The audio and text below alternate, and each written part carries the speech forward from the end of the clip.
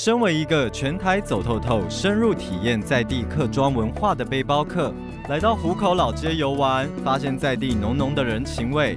擅长制作擂茶的金凤姐说，到这来一定要到她那亲自做一杯客家擂茶。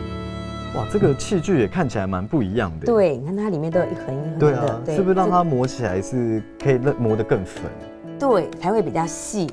那我们这个也很特别哦，它是拔蜡的杆。拔蜡树的杆子，拔蜡树的杆，对，是为什么一定要用拔蜡树？因为这个在乡下来讲，它取得也很方便，而且它本身也没有毒啊。芭乐杆够硬，适合制作擂茶。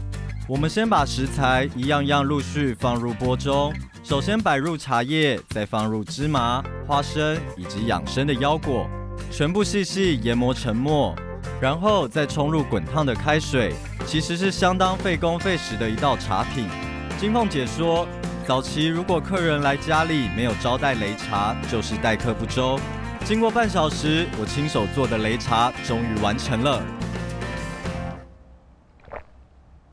好喝吗？好好喝哦，它的那个茶香味很重，而且又有那个坚果的味道。对呀，而且就其实是自己磨的，我觉得一定是更好喝的。那一定的啊，有你的辛苦在里面。对啊，金凤姐是在湖口生活多久了？哇，我从小就在湖口长大的。从小就在湖口长大，我也在湖口出生的。在湖口土生土长，始终没有离开过的金凤姐，她说她喜欢家乡的人情味，看着原本商业鼎盛的老湖口，随着时代的变迁而逐渐没落。她希望借着客家传统文化，让大家还记得湖口老街的美好。传统以客为尊的客家擂茶，就是最好的敲门砖。金凤姐希望借由这项老少咸宜的客家饮品，传达出湖口客家庄在新旧世代交替之中仍保有的好客之道。